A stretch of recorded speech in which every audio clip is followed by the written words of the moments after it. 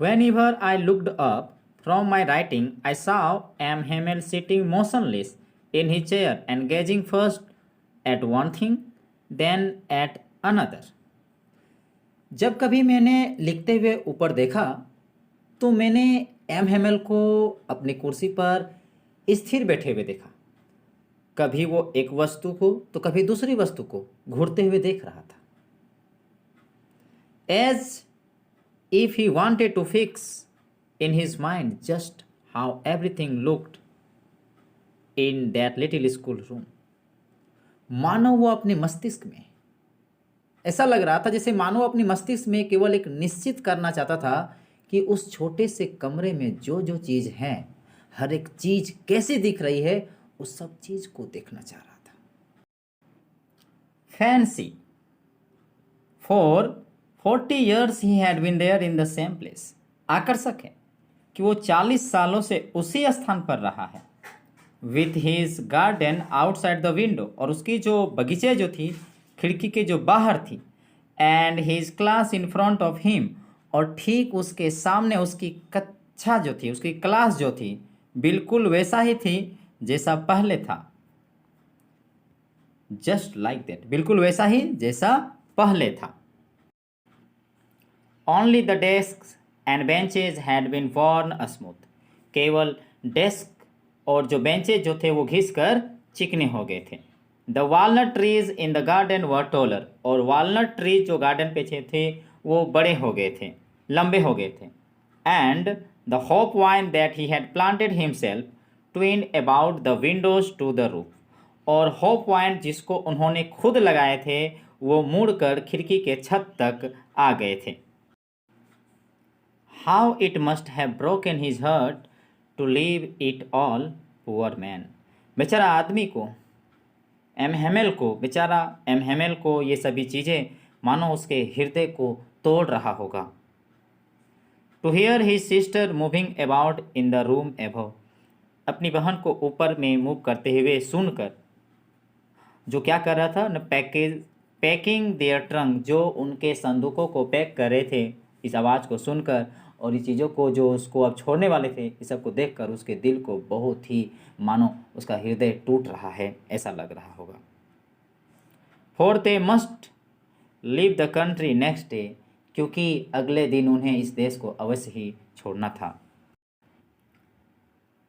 Down there at the back of the room, Olhauser had put on his spectacles and holding his primer in both hands. वहाँ पीछे जो कमरे में पीछे जो ऑल हाउसर बैठे हुए थे उन्होंने अपनी चश्मा पहन लिया and holding his primer in both hand, और दोनों हाथों में प्राइमर को पकड़े। Spelled the letters with them, बच्चों के साथ लेटर्स का उच्चारण करने लगे, वर्णों का उच्चारण करने लगे। You could see that he too was crying, आप देख सकते थे कि वो भी बच्चों के साथ चिल्ला रहे थे। His voice trembled with emotion, उनकी आवाज़ जो थी भावनाओं के साथ काँप रही थी। And it was so funny to hear him, उनकी आवाज़ को सुनकर बहुत ही फनी सा लग रहा था, हंसी मजाक जैसा लग रहा था। That we all wanted to laugh and cry, जिसके कारण हम सभी चाहते थे कि हंसें, चीखें, चिल्लाएं उनकी आवाज़ को सुन के।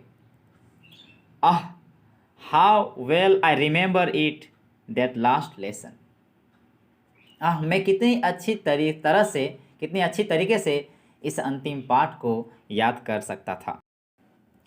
All at once the church clock struck 12, तभी अचानक गिरजाघर की घड़ी ने 12 बजने की आवाज़ देती है।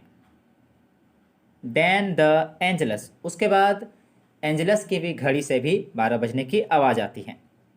At the same moment the trumpets of the Persian returning from the drill, ठीक उसी समय जो पर्सियन जो ड्रिल से लौट रहे थे उनके ट्रम्पेट की आवाज़ हमें सुनाई पड़ती है।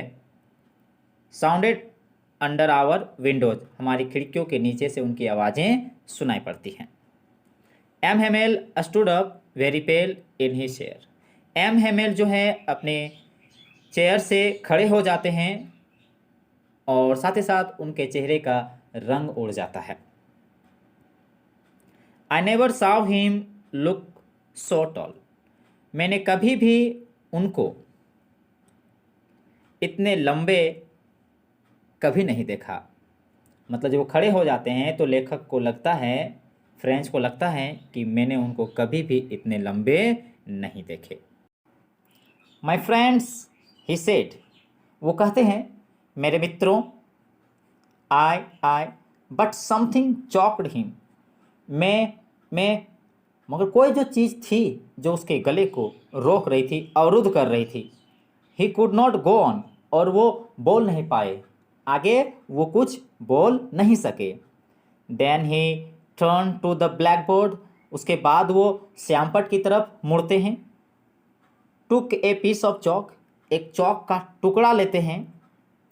And bearing on with all his might, और उसके पास जितनी शक्ति को जमा कर सकते थे अपने शरीर में, उन शक्तियों को जमा करके ही रॉट एज लार्ज एज ही कुड, और जितनी बड़ी बड़ी लिख सकते थे उन्होंने श्यामपट पे ब्लैक बोर्ड में लिखा। क्या लिखा? Vive la France, means France अमर रहे, फ्रांस जिंदाबाद। Then he stopped and leaned his head against the wall, उसके बाद वो रुक गए और दीवार के सहारे अपने सिर को झुका के खड़े हो गए।